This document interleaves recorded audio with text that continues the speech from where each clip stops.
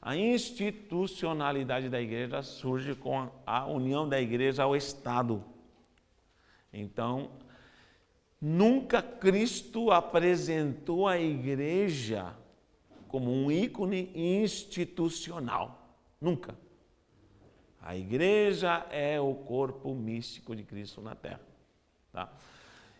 É bom ser uma instituição, é bom no sentido de legalidade perante uma demanda, perante o governo, mas isso pouco interessa para Jesus no que é o âmbito espiritual. Para Jesus, ou no mundo espiritual, é válido a questão de cumprir regras, de obedecer preceitos que se vivem secularmente. É uma ordenança cumprir os preceitos. Então, se o governo, ou os governos, a sistêmica governamental exige que nós sejamos reconhecidos como uma instituição jurídica, vamos ter que cumprir regulamentos. Concorda com isso? Vamos ter que cumprir. Porém, isso, na verdade, não é o propósito divino. Por quê? Porque a igreja ficou institucional demais. A igreja ficou institucional demais. E a igreja se esqueceu da postura dela, como nós vamos ver aqui, no âmbito espiritual, nas regiões celestiais, a conquista espiritual, o que ela representa, qual a sua função no reino, e enfim, qual a sua missão maior. Então, sempre falamos, igreja, de que igreja você pertence, que igreja você é, olha que igreja bonita. E, na verdade, nem tudo isso traduz igreja. Eclésia, na verdade, é uma palavra muito mais profunda nesse âmbito espiritual. Religiosamente, nós temos uma ideia. Âmbito, vou colocar aqui âmbito. Âmbito. Religioso. Âmbito, eu botei aqui, institucional. Institucional. Âmbito também denominacional. Denominacional. Quem sabe quantas instituições com o nome Igreja Fulana de Tal nós temos no Brasil com o CNPJ? Muitas instituições denominacionalmente. Isso, nós temos uma vasta gama e aberta entre pentecostais, neopentecostais, tradicionais, não tradicionais, enfim. Mas o mais importante é isso aqui, o âmbito espiritual. Espiritual, por quê? Porque este é o que interessa no que se refere à doxologia doutrinária, o que Jesus implantou. Paulo, nas suas epístolas, ele se esforça em quê? Em passar para todos os irmãos, desde Tessalônica, Galácia, em Roma, em Corinto, ele se dedica a ensinar qual é a postura da igreja, qual é a postura da igreja, qual é a postura da igreja, qual a função da igreja, qual a identidade da igreja. Então, hoje vamos para entender um pouquinho a eclésia, graça e paz. Eclésia, nós vamos ter que fugir um pouco do tema. Não estou falando que o local em si onde existe a funcionalidade dela como instituição está errado, não, isso é perfeito. Porém, mais do que simplesmente a questão física, temporal, geográfica, é muito mais do que isso, tá bom? Da onde surge essa palavra? Eclésia. Eclésia é uma palavra grega. É uma palavra grega. Essa palavra está se referindo, muitos a interpretam como os congregados, os chamados para fora. Outros até dizem que a eclésia de fato existia quando eles deliberavam leis fora da porta. Na porta ficavam os juízes, já expliquei isso aqui várias vezes. E na porta ficavam os anciãos, onde deliberavam, tratavam leis, tratavam, assuntos concernentes ao governo do que aconteceria na própria cidade. Quando se tratava de algo importante, eles deixavam as portas da cidade, literalmente se afastavam da cidade, aí num concílio, saídos para fora da cidade, né? Exemplo, vamos condenar fulano ou não? Vamos aprová-lo ou não vamos aprová-lo? O que vamos decidir? Esse concílio fora das portas, era chamado eclésia. Então, sempre a eclésia se destacava por sair para fora. Então, tem sentido. Só que essa palavra grega, que já era usada, que depois influencia a nossa cultura, se referia a debates, fóruns de ensino, onde normalmente alguém usufruía do que é a oratória. Ter oratória, ter a virtude de ensinar algo. Os filósofos eram muito assim, peritos em entender a arquê das coisas, o logo das coisas, o physis das coisas, enfim, tudo que era sentido do viver, enfim, ele era bem reconhecido. Os filósofos eram peritos em descobrir coisas, em apresentar novas teorias, e logicamente nessa busca eles aprenderam muita coisa, e muita coisa foi passada através da educação e da cultura para nós. Então esse fato já existia antes do tempo de Jesus. Então Jesus, quando ele fala da sua reunião, do seu grupo de discipulado, dos seus seguidores, da implantação, do propósito do reino, que ficaria através de pessoas aqui, aí ele diz, e aqui vou edificar minha eclésia. Aí eu uso um termo que já era usado pelos gregos, certo? Mas isso já existia. Por exemplo, tem o livro de Eclesiastes, concordam comigo? Antes de Jesus. Quem foi que escreveu Eclesiastes? Salomão. Então o Salomão, ele já usava esse termo, mas eclésia é um termo grego, certo? É um termo grego, mas no hebraico é kahal, se não me engano. Kahal, isso mesmo. Que significa reunião. Reunião, quando alguém se reúne para deliberar, é kahal. Aí vem o termo kohelet, que é o nome original de Eclesiastes. Eclesiastes. Porque Eclesiastes é o nome na Septuaginta, dado pelos tradutores do hebraico para o grego. Vocês sabem que todos os livros no original não são como estão escritos na nossa Bíblia, que são oriundos da língua grega. Por exemplo, logo no começo a gente estudou Bereshit, Shemot, Vaikra, Bamidbar, Devarim. Esses nomes, na tradução para o grego, ficou Êxodo, Gênesis, Êxodo, Levítico, Número, Deuteronômio, vai assim por diante. Está entendendo? Então, quando esse nome, Kohelet, que ficaria meio sem sentido para essa língua grega, essa influência helenista que estava já trabalhando na época de Jesus, eles traduzem na Septuaginta Eclesiastes, baseado na palavra eclésia, Eclesiastes, mas o nome original é Kohelet, o lugar onde o pregador ministra. Kohelet é a reunião que é influenciada por um preletor, por alguém que ensina. Kohelet. Então aí ficou essa tradução para eclésia, eclesiástico. Oi? É o coach bíblico, correto. É o coach bíblico. Pode falar. Então, kahal significa reunião. Reunião. Reunir alguém para ensinar alguma coisa, deliberar. Esse fórum em si, onde é um pregador, é kahal.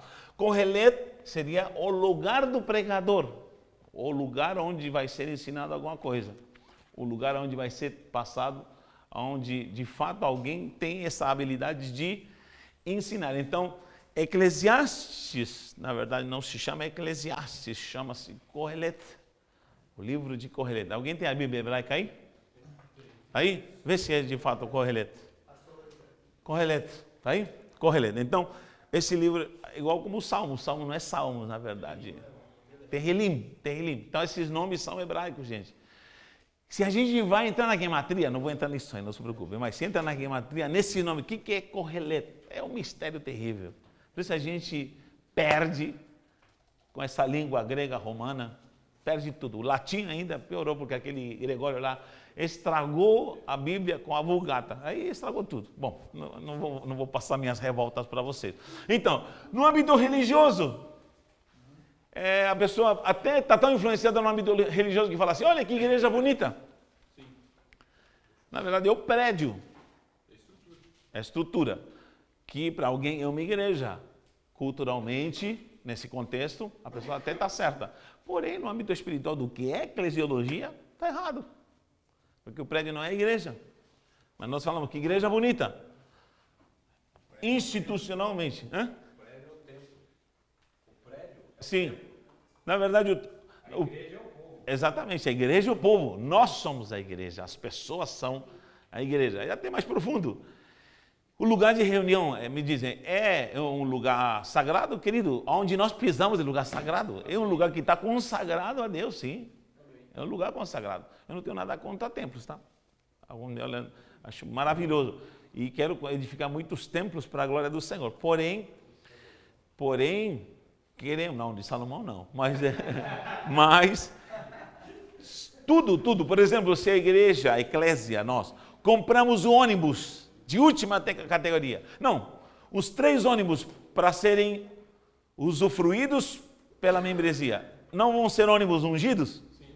Vão ser ônibus ungidos. Se a igreja compra um jato, vai ser. Se a igreja compra uma fazenda para fazer encontros e mega encontros e usos e frutos de algo que vai ser um benefício. Lógico, não tenho nada contra isso. Porém, a eclésia somos nós. A eclésia somos nós. A Eclesiastes, institucionalmente, repito, o CNPJ precisa haver legalidade. Não é porque Deus demanda isso. É o governo que demanda isso. E alguém que está embaixo do governo precisa se sujeitar às leis governamentais. Então precisa ter. Então se alguém me diz, não, eu sou de Jesus, não preciso de CNPJ, querido. A Bíblia manda você ter organização e ter CNPJ. Tá certo? Senão fica pseudo-igreja, né?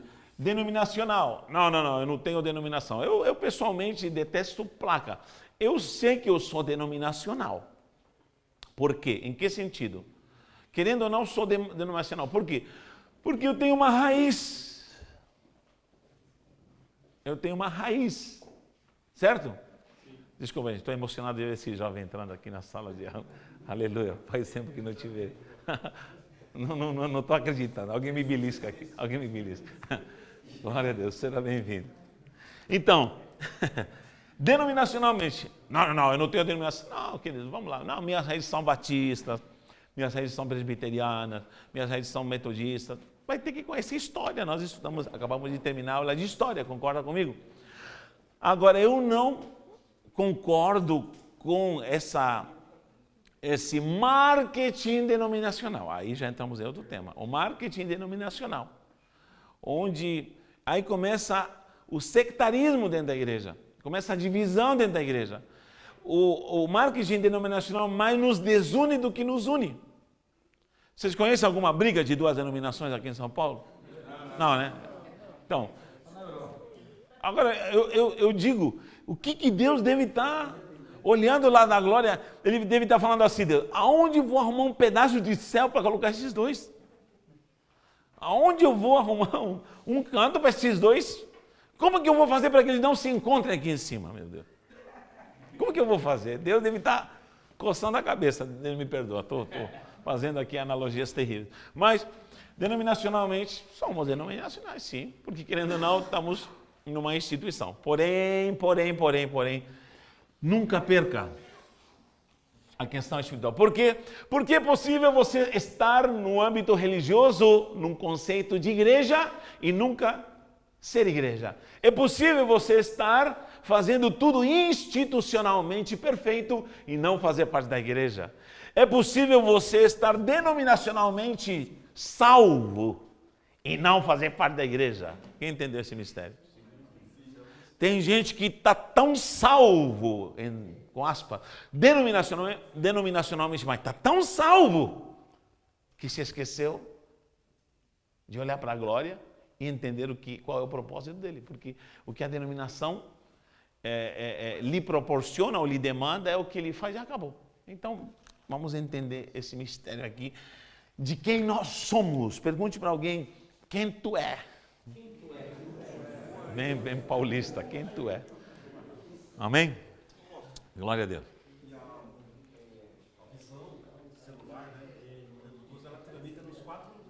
Sim, pronto. Por exemplo, a metodologia da visão celular. Para quem não sabe, eu sou, não sei alguém se aqui não é, mas olha, eu sou da visão celular modelo dos 12, certo? Agora, preste atenção. Essa visão, essa estratégia é o que quebra normalmente, é questão denominacional. Estamos unificados, independente da denominação. Institucionalmente, estamos trabalhando em legalidade, embora nossa missão foge ao que é a instituição. É o mover de um reino espiritual, e nós trabalhamos nisso.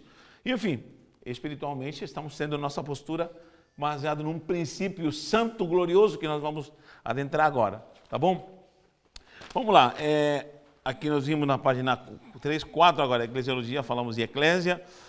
Definição de igreja. A igreja é um aspecto da doutrina cristã sobre o qual praticamente todos os crentes e descrentes têm uma opinião. Em parte, é porque, sendo uma instituição da sociedade, a igreja pode ser observada e estudada pelos métodos da ciência social. Querendo ou não, querendo mergulhar no âmbito espiritual, querendo ou não, nós vamos ser ponto de análise da sociedade. A ciência social vai olhar para nós.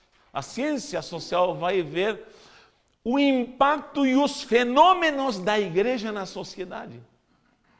Você não percebe, mas o povo, mais do que nunca, está inserido, ou está como posso falar para não errar a palavra, está sendo influenciado até pela terminologia, pelo que fala, ou glória, esses termos que se usam, já estão no meio secular, por incrível que pareça. É incrível isso aí. Fora a cultura católica romana, que já influenciou a sociedade através de séculos. Então, nós estamos tendo essa influência. O início de tudo, diz aqui, para entendermos a origem da igreja, é necessário que façamos uma viagem no tempo. A igreja é instituída por Jesus. Eu sempre digo aqui, é bom salientar, estudar a questão eclesiológica, porém nunca podemos esquecer a sua essência profunda e dinâmica, que é a estrutura do reino. Sabe por quê? Porque muita gente que se apega a esses conceitos limitados, que seria religião, instituição e denominação, se esquece da essência espiritual que é promovida pelo reino. E Jesus 111 vezes Jesus falou a palavra reino de Deus. Eis que o reino de Deus. E somente 3 vezes falou a palavra igreja. O que é mais importante? O reino ou a igreja? O reino, porque o reino é o conteúdo. O reino é o conteúdo. A igreja é o vasilhame. A igreja é a estrutura, porém dentro dela há um conteúdo espiritual. E eu lhe falo uma coisa, o evangelho de Cristo às vezes se deturpa por causa que a igreja esquece o reino e se fixa só nessa instituição chamada igreja. Não existe igreja do reino de Deus. Existe evangelho do reino. Quem entendeu? Vou falar de novo. Não existe igreja do reino. Existe evangelho do reino. E o evangelho do reino será pregado em todo o mundo. Então não existe igreja do reino de Deus, salvos para sempre. Não existe igreja do reino, não existe. Isso é instituição, isso aí é denominacional, isso é coisa de homens para cumprir um preceito humano de algo que nunca foi demandado, a não ser através de Constantino, em 300 e pouco, como nós já vimos, onde a igreja se apegou ao Estado e foi isenta de impostos e tudo mais. Então, o propósito de Jesus não era esse. O propósito de Jesus é cumprir as leis dos homens, sim, mas não viver um curso humano, carnal, sociológico, humano. Não, é viver a essência do evangelho do reino de Deus. Todos nós, como igreja, temos que entender que nós somos do evangelho do reino de Deus. Amém? Muito bom. A gente começa a ver esse conceito de se reunir. Por que se reunir? Começa logo no passado. Na página 5 a gente tem alguns modelos de como a igreja, a questão de assembleia, o kahal, reunião. A visão do kahal, de se reunir, o de se ajuntar. Já houve uma demanda no passado, no Êxodo, quando o Deus de Israel reunia seu povo. Começa lá, já no Éden, né? Nessa instituição familiar, já era um kahal, já era uma reunião. A instituição da família, obrigado, pastor. A instituição da família já é um prelúdio, prenúncio do que é a igreja.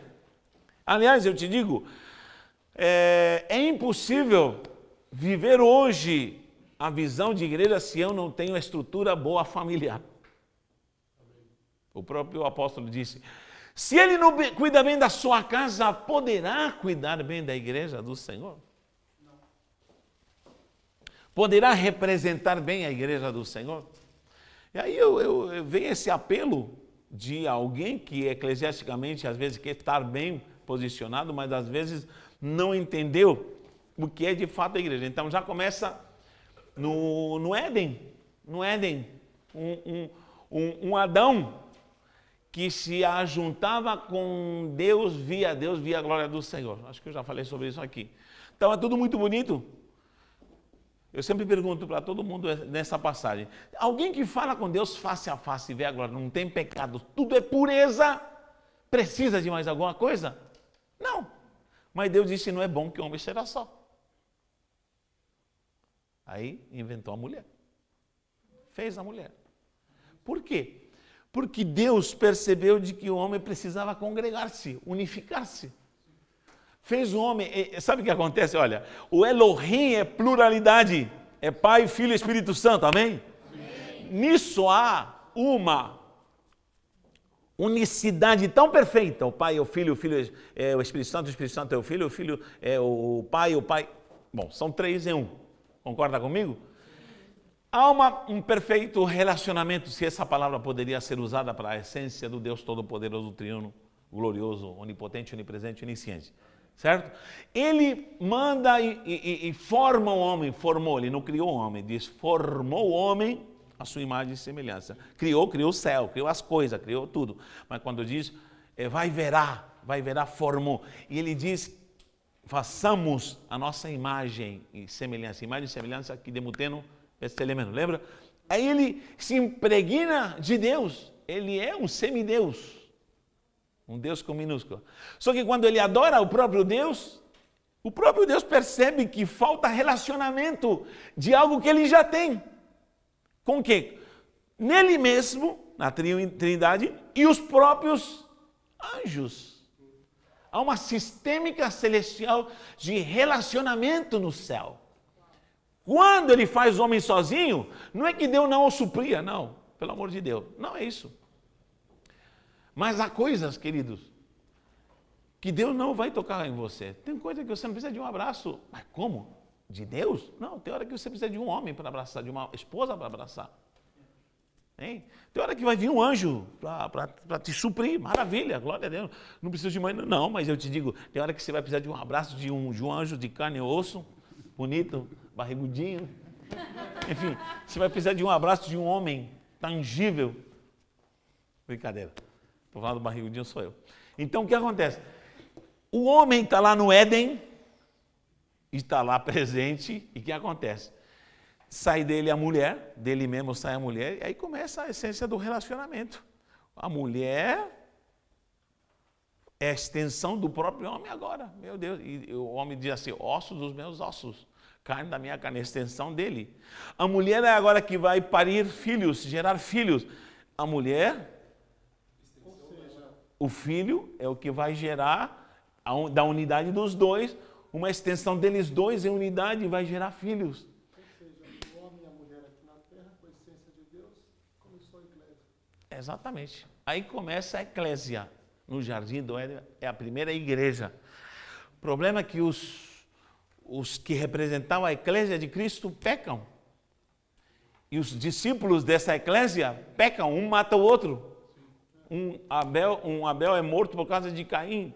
E aí começa o distúrbio da eclésia. E Deus fala assim, peraí. Começa a multiplicação, Deus acaba com todo mundo no dilúvio, levanta um povo santo, Abraão, Isaac e Jacó, e entra no Egito e está tudo perdido, e Deus os resgata e diz, preciso vocês congregados. Então a ideia de congregação sempre foi um mistério, foi um desígnio santo do próprio Deus. Não existe eclésia se não há comunhão. Você é eclésia num individual relacionamento com Deus. Amém? Mas não existe eclésia nessa pluralidade se você não congrega. Porque está a moda dos desigrejados. E é impossível, diz Paulo, eu creio que é Paulo em Hebreus, não pode ser outra pessoa que tenha escrito Hebreus, ele diz, não deixei de vos congregar. E procure essa ideia de carral, reunião, congregar, estar junto, é a ideia principal para que se manifeste a graça de Deus. Se manifeste o beneplácito de Deus, se manifeste a doutrina de Deus, se manifeste o preceito de Deus, se manifeste a unidade de Deus, ao ponto dele falar, onde há 2 ou 3 reunidos, pronto, é o fundamental para que eu esteja presente. Não significa que eu sozinho, eu estou sozinho. Vai lá, Deus me mandou para a China, estou num lugar onde não conheço ninguém, não tem nenhum crente de fato, eu estou sozinho, Deus não vai estar comigo? Não, Deus está dizendo, eu estou contigo, porque você na sua individualidade é igreja. Mas eu te garanto, se você é igreja, você vai se pluralizar, você vai ter que se multiplicar para exercer a função de igreja. Porque de fato, igreja, sozinha no individual, ele não fica sozinho. Ele quer falar de alguém, ele quer trazer alguém para a igreja, ele quer multiplicar alguém. Te garanto, se o cara é igreja, na sua individualidade com Deus, e nós mandamos ele para o Nepal, lá no Nepal, onde ninguém conhece Jesus, ele vai se projetar, ele vai multiplicar, porque ele vai precisar congregar. Quem entendeu isso? Amém. Então isso é forte, por quê? Porque as pessoas vão congregar, isso é importantíssimo, mas não posso impedir a ação sobrenatural em mim, por causa dessa questão institucional e religiosa. Amém? Alguma pergunta até aqui? Muito bom. Aí vem a questão da necessidade de uma reunião num lugar específico. O que acontece? Deus manda dá uma ordenança para Moisés e diz assim, vocês vão construir um tabernáculo. E nesse tabernáculo eu vou demandar isso. Nós já estudamos o tabernáculo, para quem não estudou, vamos estudar ainda. Mas no tabernáculo, tudo que foi feito arquitetonicamente, tudo que foi programado, desde o alicerce, a estrutura, até a última pele que cobria, o que acontece? Tudo era com sentido espiritual, tudo tinha uma estrutura proposital, uma direção do Espírito Santo de Deus, os materiais, tudo era na direção do Espírito. Então, tudo era uma tipologia, parece um absurdo, a gente às vezes, eu sou meio assim, para analisar certas coisas, parece que é um Deus de capricho, sabe? Eu quero que seja assim, ponto. Né? A gente não entende o porquê disso. Em detalhe, em riqueza de detalhes. Por que tem que ser assim? A gente não entende o porquê, mas se a gente entra um pouquinho na profundidade disso aí, a gente vai entender o porquê, fala assim, uau. Agora estou compreendendo um pouquinho. O que acontece com o tabernáculo de Moisés? Ele para quando? Quando o povo se estabelece já na terra prometida, começa o período dos juízes, reis, e aí o que acontece? Se levanta um homem que quis levantar um tabernáculo agora para Deus, de material sólido. Quem é esse cara? Davi. Só que Davi não podia. Por quê? Porque já tinha pertencido à milícia do PT, tinha pertencido à milícia do... E Deus falou assim, você se converteu, mas tem muita coisa errada nas tuas mãos. Não será possível. Ó, Deus disse para ele, não, teu filho vai levantar esse tabernáculo. Só que Davi, aí que está a boa intenção, veja o coração de Davi, entendeu a dimensão do reino. Sabe por quê? Porque Quer ver uma pessoa que não pertence à igreja? Ou que trabalha na igreja? É quando ele é individualista no que faz. Porque toda pessoa que tem um propósito e você não lhe deixa e é dado para outro, ele diz, então estou fora. A Davi disse, eu não vou construir, mas meu filho vai, então eu vou juntar, eu vou promover, eu vou juntar recursos, eu vou juntar ouro, eu vou juntar prata. Não interessa se o Senhor não me deixou, mas eu vou estar junto, nem que seja programando, juntando prata na cobertura, nem que meu nome não apareça, mas eu vou estar junto, porque meu propósito é santo. Quer ver alguém que está santo em algum propósito na igreja?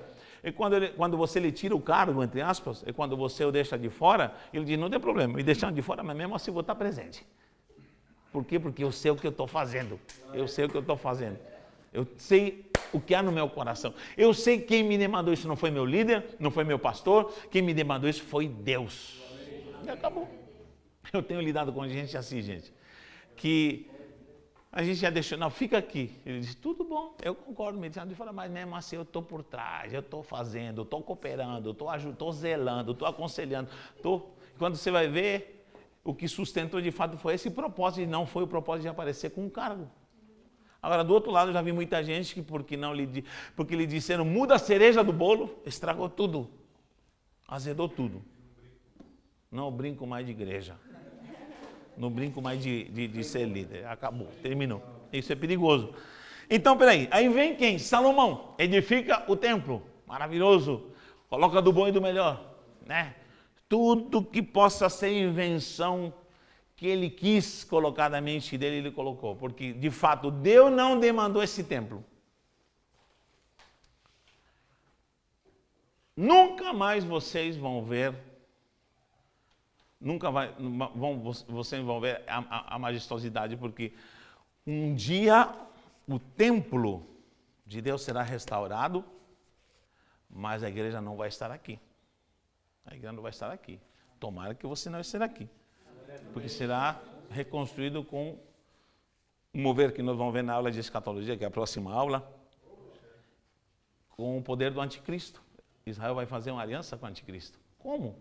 No meio dos anos quebra a aliança, aí eles percebem que não é. Então vai haver um acordo aí que não procede de Deus. Conclusão.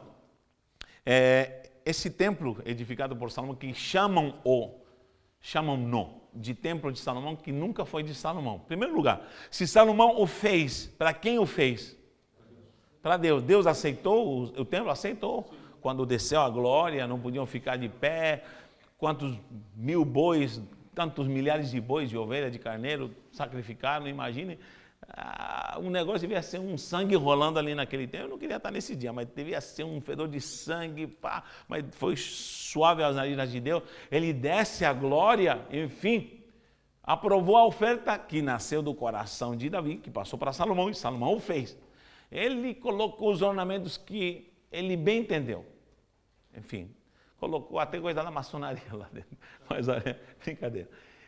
Colocou o que ele queria. Colocou bois, colocou querubins de asa, enfim. Até Salomão é visto como um grande mentor na maçonaria, porque de fato ele teve um arquiteto, né, que o influenciou muito para poder trabalhar e desenhar.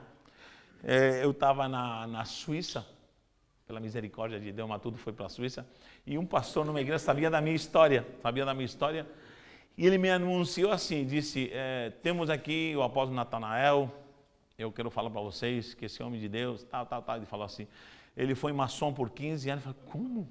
Foi maçom por 15 anos, trabalhou arduamente na maçonaria, e eu falei, para, você está enganado, quem contou isso? Quem falou isso para ele? Como? Eu nunca fui maçom. Ele foi um mestre da maçonaria e tal. Eu passei para frente, era na Suíça francesa, né? Eu falei, relaxa, apóstolo, maçom significa pedreiro. De fato, eu fui pedreiro 15 anos, então. Ele foi um pedreiro, ele estava falando, o maçom estava falando em português, ele fez uma pegadinha comigo. Bom, o templo é destruído quando o povo se desvia. O povo sai da presença de Deus, vem, o poder babilônico, Nabucodonosor destrói o templo. Aí depois na restituição, né, na volta do cativeiro babilônico, 70 anos, vem Zorobabel, um príncipe que é neto do rei Joaquim. O que acontece? Ele vem com autoridade, aí vem Esdras, Neemias, todos aqueles homens na ordem de Ciro, vêm e reconstroem o templo. Só que é um templo meio que quebra-galho. Por quê? Porque dizem que quando lançavam os alicerces diz que os mais antigos choravam. Os jovens que foram cativos e voltaram agora com 80, 90 anos, 100 anos, choravam em lembrar da glória daquele templo de Salomão, né? Chamado Templo de Salomão. Repito, esse termo não existe. O templo é de Deus. E o título que deve ser falado é Casa de Oração. Essa casa será chamada? Então não existe Templo de Salomão, gente. Só no Brás. Aqui na Bíblia não existe Templo de Salomão. O templo é casa de oração. Se há um título para esse templo, chama-se casa de oração. Deus falou assim, e esta casa será chamada casa de oração. E esse é meu lugar. Ou seja, de quem é? O templo não é de Salomão. O templo é de Deus. Eu lhe dou um presente, pastor Benito. Eu lhe dou um presente. E esse presente, um carro bonito. E toda vez que eu passo, eu digo, olha lá o carro do Natanael. Peraí, eu dei de presente. E eu digo para todo mundo, esse é meu carro. Não é meu carro, é do Benito. E um dia ele escuta eu falando, é meu carro, não. Ele vai, peraí, o senhor me deu esse carro ou não me deu? Toda vez que você fala meu carro, esse carro é meu, não é meu? O senhor não me deu? Poxa, pô. Toda vez que alguém fala templo de Salomão, Deus fala lá em cima, ué, não tinha me dado o templo? Não é meu? Não é meu o templo? Então o templo é de Deus, não é de Salomão. Deus pegou de volta. Pegou de volta. Problema. Agora, fazer um templo de Salomão é invenção puramente do homem. Do homem, tá bom? Isso é coisa humana. Aliás, apaguei, marketing religioso. Nada contra, ficou bonito, viu? Aí vem o templo de Zorobabel. O que aconteceu com Zorobabel? Levantaram, reconstruíram, ficou meio mal acabado. Aí quando veio o poderio romano, né, nós sabemos que Herodes não é romano, ele comprou cidadania, mas originalmente ele era edomita, ou seja, descendente de Esaú, nós já estudamos isso. Sendo descendente de Esaú, sabia. E Herodes vem e financia, ele pede verba para Roma, porque Roma tinha muito isso de se apaziguar com conveniências. Ele comprava, né? Comprava os líderes, comprava os pastores, comprava. Então, muito cuidado com esse mover maligno que há na política. Eu falo sempre, a igreja não precisa da política, é a política que precisa da igreja. Nós vamos entrar na política, que é diferente da política entrar na igreja. Nós vamos influenciar a política, nós vamos mudar, nós vamos enviar discípulos santos para governar essa nação. Deus vai levantar Zorobabel, Deus vai levantar Esdras, vai levantar Daniéis, Deus vai levantar homem santo nessa nação. Em nome de Jesus, mas nós vamos influenciar, não eles que vão nos influenciar. Então, Herodes nessa barganha vem e fala assim, vamos fazer um templo bonito para vocês, pronto. E vem e edifica. Esse templo chamado de Herodes também, que não é de Herodes, supostamente é de Deus, é o mesmo templo de Zorobabel, só que ele só foi ampliado e mais estruturado, mas é o mesmo. Que o mesmo foi destruído pelo general Tito, nós vimos isso na história, e acabou o templo. E no período dos muçulmanos, do Solimão Grande e todos aqueles que invadiram Jerusalém, pelo poder do islamismo, dominam esse morro do templo e edificam propositalmente uma mesquita chamada Domus da Rocha, onde supostamente ali nesse local Maomé foi para o céu montado na sua mula. Então, conclusão, Israel perdeu e ficou só com uma paredinha lá. E agora? Tira o Domus da Rocha lá. Terceira Guerra Mundial. Vai existir? Vai. Eu vou estar longe daqui, em nome de Jesus. Tudo bom. Nessa perda do templo, o povo começou a fazer o quê? Sinagogas. O Kahal se desenvolveu, a reunião, Kahal, se desenvolve nas congregações. As sinagogas eram como células do templo. Ok? E ali começou com o tal de Bet Madrash.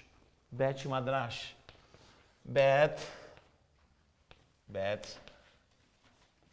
ou Madrash? Madrash. O que é Bet Madrash? a casa do ensino. É aí onde os judeus zelaram e falaram assim, presta atenção, para não perder a essência da nossa lei, da Torá, do que é estudar os profetas, Nevi'im, os escritos, Ketuvim, nós temos que ensinar as crianças. Queridos, se nós queremos mudar esse Brasil, onde nós vamos ter que trabalhar? Nas crianças. Por que eles querem jogar essa cartilha da homossexualidade, liberdade sexual nas escolas? Porque querem atingir nossas crianças. Meu irmão foi para o Chile esses dias e me disse, Natanael, não queira ir para o Chile. Eu falei, verdade. Eu nunca vi tanto gay no Chile como nos dias de hoje. O que aconteceu? Aprovaram leis que nem no Brasil aprovaram ainda. A bendita cartilha foi aprovada nas escolas no Chile. Nem vai ser aprovada aqui, não. Há uma fraca representação da igreja na política. Foi aprovado. Falei, Natanael, eu nunca vi tanto casal de menino e de menina, casaizinhos no shopping. Eu falei, fiquei abismado. A comitiva de pastores já se vendeu da cúpula do concílio oficial dos pastores, que tem uma sigla lá, esqueci, aprovou o aborto no Chile. Os pastores aprovaram. Quem está segurando isso aqui no Brasil é a bancada evangélica, sabia disso?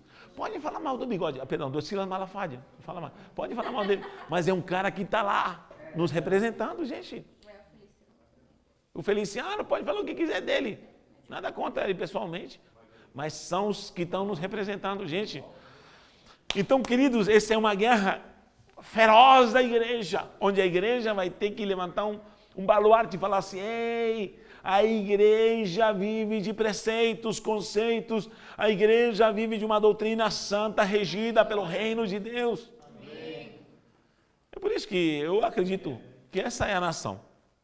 Porque essa nação, de fato, é a que vai representar a igreja nos últimos dias como um avivamento genuíno, com perfil e caráter tratado. Eu acredito nisso.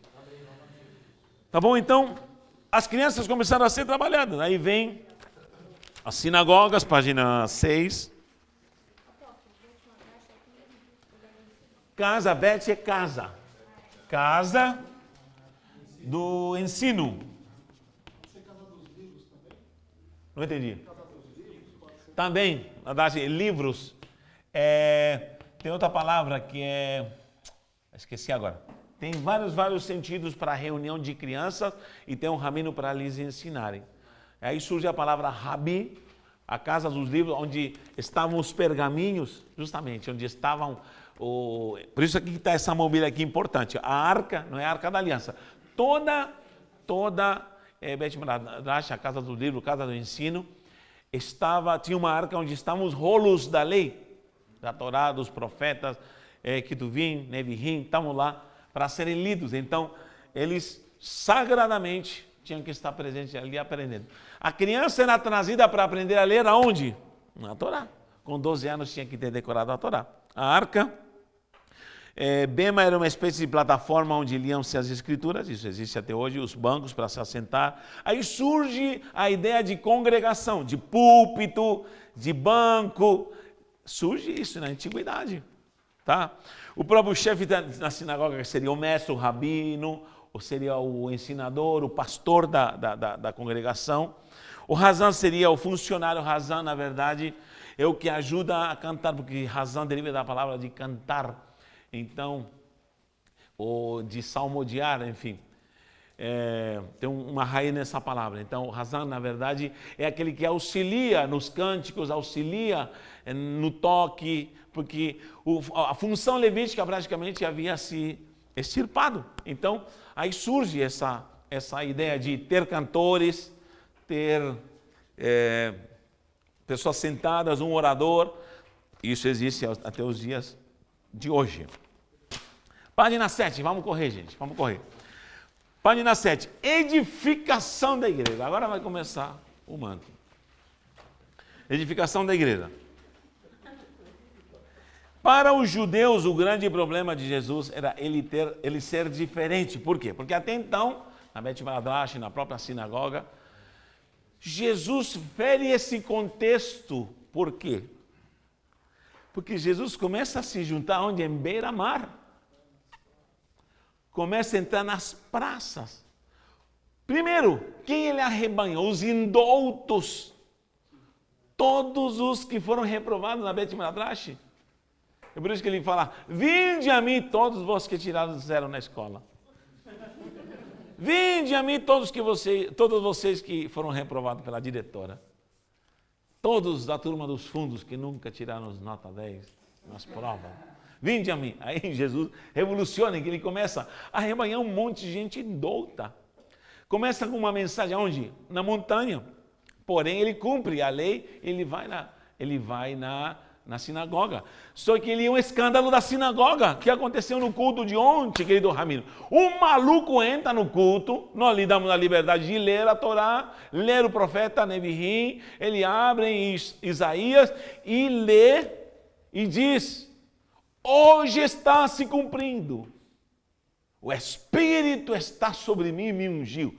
Hoje está se cumprindo sobre mim essa palavra. O quê? Pegaram pedras. Eu acho que pegaram ele pelo cangote assim e empurraram para fora. Sai daqui, Satanás. Você é louco. Como é que pode? Quem é esse cara? Bom, em várias sinagogas tentaram apedrejá-lo, como muitas vezes até os seus próprios discípulos, mas ele levanta uma eclésia diferente. Ele diz, aqui será minha eclésia. Quando alguém o convidou, aliás, se autoconvidou para segui-lo, a proposta dele foi o seguinte, olha, as raposas têm seus covis, mas o filho do homem não tem onde reclinar a cabeça. Ele está dizendo, eu ando, parece que um transeunte vagabundo que dorme embaixo da ponte comum, parece algo absurdo, embora ele tinha uma casa em Cafarnaum, quando arrancam as telhas para descer o paralítico, disse que era a sua habitação, a sua casa.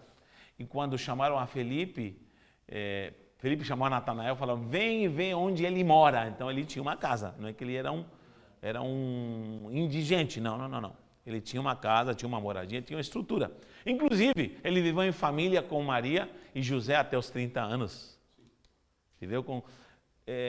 Viver 30 anos honrando a família, para 3 anos desenvolver o ministério.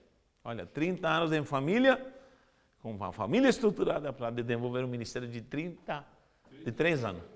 Olha que mistério glorioso. Então, é importante a família, a casa, ele tinha essa visão. Lógico, quando saiu para fazer a missão em si, aí ele já sai de cara para um deserto, em jejum 40 dias, e aí começam os mistérios. Bom, eu sempre digo, pintam a Jesus magro, demacrado, sim.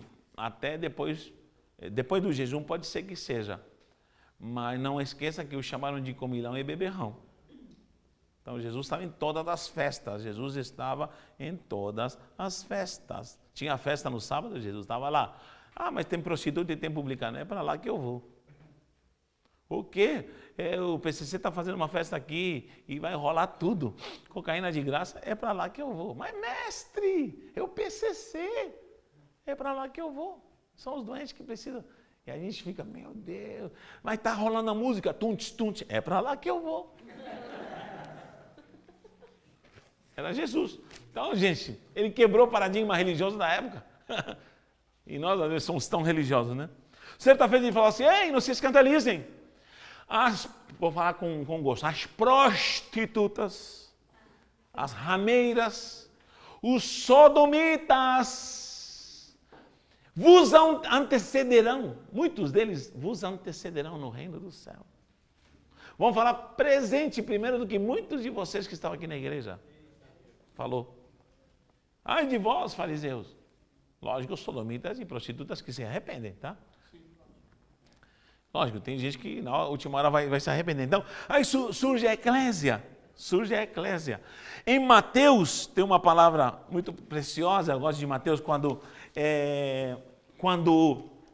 abre Mateus. Quando Jesus corria a fama dessa eclésia que ele está levantando, ele fala assim, e vocês, quem falam que eu sou? Jesus se preocupou com a rádio peão. Falam que eu sou. O que estão falando aí? Uns dizem que tu é um maluco, doido. Outros falam que você é a reencarnação não sei do quê. Outros estão falando que tu é Isaías, Jeremias. Enfim, começaram. João Batista, que colaram a cabeça dele. Enfim. E vocês? Quem vocês dizem que eu sou de fato? Pedro se levanta. Tu és o Cristo, Filho do Deus vivo. Sabe o que ele diz aqui, ó? Mateus capítulo 16. Respondendo Simão Pedro, disse: Tu és o Cristo, Filho do Deus vivo. Então Jesus lhe afirmou: Bem-aventurado és. Olha o que ele fala, aqui é um mistério. Shimon Bar Jonas. Shimon Bar Jonas. Por que ele fala isso? Shimon Bar Jonas. Acabo de lhes apresentar o nome original de Pedro, tá bom? O nome dele é Shimon. Sabe o que significa Shimon? Aquele que ouve. Mas é de uma forma até pejorativa. Vou lhe explicar por quê. Bar Yoná. Bar Yoná. Bar Yoná. Yoná. Bar Yoná. Sabe o que significa a palavra Yoná? Traz a ideia, é o mesmo de Jonas, tá? É a mesma ideia de algo volátil, pomba. Mas não é pombinha linda, santa, é algo volátil, algo que uma hora está aqui, outra hora está lá, algo oscilante, que caiu bem no nome de Jonas, que Deus lhe dá uma estrutura, uma mensagem específica, e ele ficou voando igual uma pomba para lá, para cá, se escondendo, e aí vai. Então, quando ele diz, tu és Shimon, ouvidor, mas não é ouvidor de ser um bom ouvinte, ouvidor daquele que é influenciado pelo que ouve, aquela pessoa que qualquer informação o formata. Conhece gente assim? Que qualquer tipo de coisa, escutou, é isso mesmo, pum. Você discipula ele o dia inteiro. Mas saindo de lá, na primeira coisa que ele escuta, ele muda totalmente. Totalmente. O líder dele, ou o pastor, ou seja quem for, o formata 3 anos. Por uma besteirinha que ele ouve, ele é capaz de desformatar tudo aquilo que foi ministrado. Por quê? Quando ele destaca isso, Shimon Bar Yoná, ele está falando, tu és um ouvidor aleatoriamente que anda igual Maria vai com as outras, sabe por quê? Porque tu é filho de uma geração Yoná. Yoná é teu pai. Sabe quem é Yoná? É aquele volátil que não tem ponto fixo, que anda oscilando na sua vida para cima e para baixo, não tem. É isso que ele está dizendo. Porque agora o que te revelou isso não é a geração de Yoná e nem Shimão. Agora quem te revelou isso é meu Pai Celestial. Ele está dizendo, eu vou te dar uma genética de uma paternidade. Só que vou mudar teu nome para Petros. Segura aí. Petros. Agora tu te chamarás Petros. Pedra consolidada. Chega de ser uma pombinha aleatória que anda ouvindo qualquer tipo de coisa. Chega de andar pelos ventos de doutrinas que são influenciados por qualquer coisa. Porque quem te revelou isso? Eu estou provando que a genética de uma paternidade santa entrou em você, não foi nem carne nem sangue. Carne e sangue te gerou isso aqui. Carne e sangue é a tua genética paternal. É por isso que há esperança para você e para mim, meu irmão. Se teu pai foi um pilantra, eu te digo, a genética do Pai Celestial vai entrar em você, você vai ser Petros. Você vai ser pedra viva edificada na igreja. E ele diz, tu és Petros. Agora, em João tem uma passagem que fala, abre em João 42.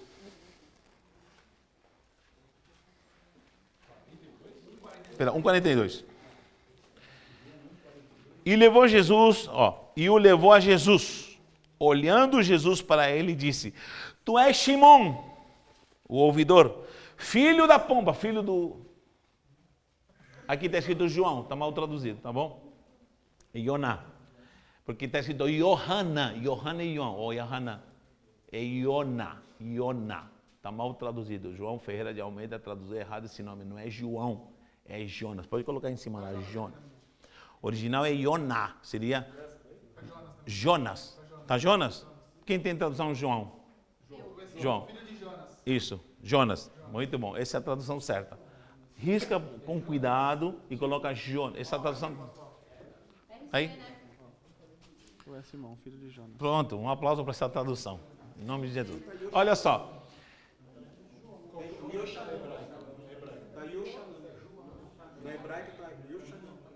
Yohanan, não. Não é Yohanan, não é Yohanan, é Yoná. Não é João. João não tem nada a ver com Yoná. Yoná é esse aqui, filho de. Porque essa palavra não é hebraica. Essa palavra é aramaico. Bar, porque bar não é palavra, é hebraico. Bar é em aramaico. Então aí está a confusão. Conclusão, presta atenção para não se perder. Quando ele formata a igreja, ele está dizendo: eu vou fazer com que pessoas que estão perdidas, que na sua genética de carne e sangue tenham uma herança terrível. Eu falei a semana passada que se a gente fosse ver a genealogia de Jesus, vamos lá, em Mateus diz, Judá que gerou de Tamar, peraí, o sogro com a nora tem um filho? Isso é incesto. Gerou fulano, e vai avançando, e gerou fulano, que gerou fulano, e Raabe gerou, Raabe, a prostituta, aquela que roda a bolsinha em Jericó. Aí continua a santa genealogia de Jesus. E vai avançando. E fulano que gerou de Ruth. Ruth, a moabita, imunda. Moabe, quem era Moabe? Incesto de Ló com a filha. Os moabitas e os amonitas. Esse tipo de gente, querido, se tem alguém que precisava fazer uma quebra de maldição, era Jesus de Nazaré, meu irmão. Mas o que ele está dizendo? Gerou fulano, até que nasceu Jesus. Esse é o segredo para formatar uma igreja santa. Sabe por que você vai ser igreja? Não é porque você é santo, não.